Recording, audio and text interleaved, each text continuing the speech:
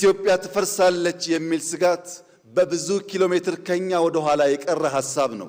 የኛ ጭንቀት በምን ፍጥነት ትበለጽጋለች የሚለው ብቻ ነው። 5 ዓመት በአንድ በኩል ጦርነት፣ የኢኮኖሚ ጫና፣ የኑሮ ውድነትና የውጭ ጫናዎች፣ በሌላ በኩል ደግሞ ልማት፣ ተስፋና ለውጥ። ኢትዮጵያ ባለፉት 5 ዓመታት በእነዚህ ተቃራኒ ምስሎች መካከል አልፋለች። የሀገሪቱን ሰላምና ደህንነት የፈተኑ ግጭቶች፣ የኢኮኖሚ ጫናዎች፣ የዋጋ ንረትና የውጭ ጫናዎች ተደራርበው መጥተዋል። በዚህ ሁሉ መካከል አንድ ጥያቄ በተደጋጋሚ ተነስቷል። ኢትዮጵያ በእነዚህ ፈተናዎች መካከል የልማት ጉዞዋን ማስቀጠል ትችላለች? የበርካቶች ጥያቄ ነበር። ባለፉት 5 ዓመታት የእነዚህ መልስ በቃል ብቻ ሳይሆን በተግባርም ምላሽ የተሰጠበት ነው። ስብራት ገጥሞት ሲንገዳገድ ለነበረው ኢኮኖሚ የመውጫ መፍትሄ በወቅቱ የለውጡ መንግስት የኢኮኖሚ ማሻሻያ አድርጎ ወደ ስራ መግባቱ ለውጡ ከዚያ ለመጀመሩ ማሳያ ነው። በነጠላ ዘርፍ የነበረው የኢኮኖሚ እድገት በብዝሃ ኢኮኖሚ ላይ እንዲመሰረት በማድረግም መሰረቱን የማስፋት ስራ ወሳኝ ለውጥን አምጥቷል። ላለፉት 40-50 ዓመታት ታንቆ የቆየው የኢትዮጵያ የኢኮኖሚክ ሪፎርም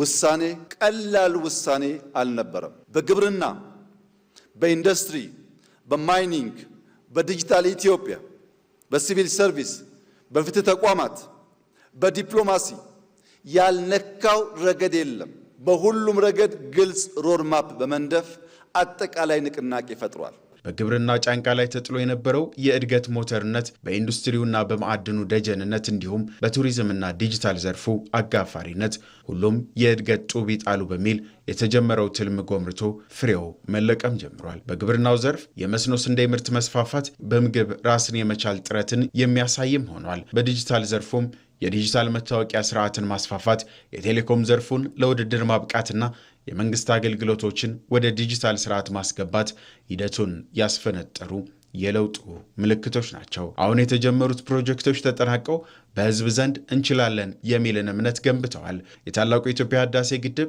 የአረንጓዴ አሻራ መርሃ ግብር፣ የከተማ ኮሪደር ልማትና የገበታ ለሀገር የልማት ስራዎች፣ የኢትዮጵያ አየር መንገድ በቢሾፍቱ እያስገነባው ያለው 100 ሚሊዮን ተጓጓዦችን የሚያስጠቅመው የእነዚህ የልማት ስራዎች ማሳያ መካከል ተደርገው ይጠቀሳሉ። የተጀመረው ስራ ተጠናቀው ለህዝብ አገልግሎት ሲበቃም ቃል ወደ ተግባር እቅድም በውጤት የተቀየረ ሆኗል። ቀዳሚ ታሪክ ያለው ግዙፍ አየር መንገድ ያላት ቢሆንም የአየር መንገዱን የቦሌ ኢንተርናሽናል ኤርፖርት በደብል ደረጃ ያስፋፋችው ያም አይበቃኝም ብላ ከ100 ሚሊዮን በላይ ፓሴንጀር ሊያስተናግድ የሚችል ኤርፖርት በመጀመር ላይ ያለችው 124 አውሮፕላን ያዘችው የኢትዮጵያ አየር መንገድ ትልቅ ብቻ ሳይሆን እየተለቀ የሚሄድ ያደረገችው ባለፉት 5 ዓመታት ነው። ዓመታዊ በጀት ከ1 ትሪሊዮን ብር በላይ የሆነበት የዕዳ ሽግሽግ የተፈጸመበት በሚቀጥሉት 2-3 ዓመታት ካለምንም ጥርጥር የኢትዮጵያን ዕዳ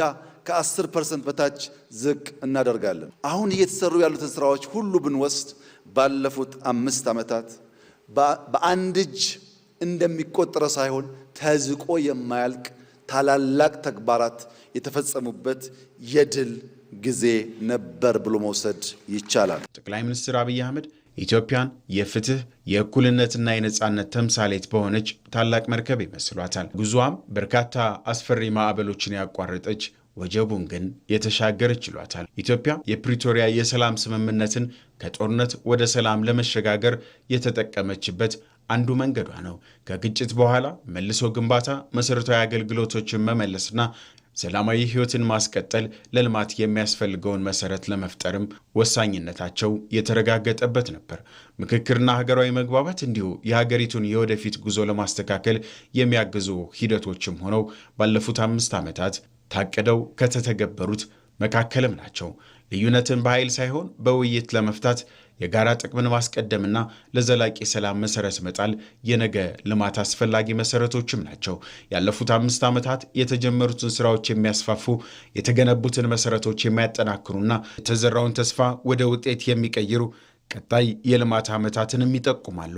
ይህ ይሆን ዘንድም ከመዋጋት ይልቅ ውይይት ይመረጣል።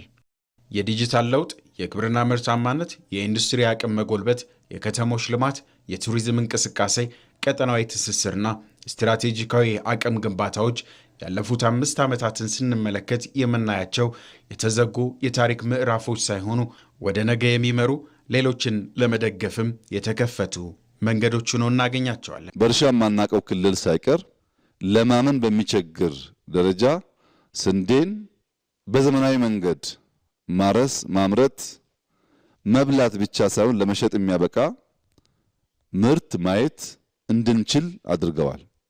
ይህ አስደናቂ ውጤት መላው የኢትዮጵያን ሕዝብ አጥግቦ ከኢትዮጵያ አልፎ ለኛ ጎረቤቶች ተሽጦ ወደፊትም ቀደም ሲል እንዳስቀመጥነው ኢትዮጵያ ኤድ ብለን ለተቸገሩ ሰዎች ለመርዳት የሚያስችል የተሟላ አቅም ኢትዮጵያ አላት። 5 ዓመታት ውስጥ ቃልን ማክበር ማለት የተገባውን ቃል በፈተና ውስጥ አልፎ መሬት ማውረድ መሆኑ ታይቷል።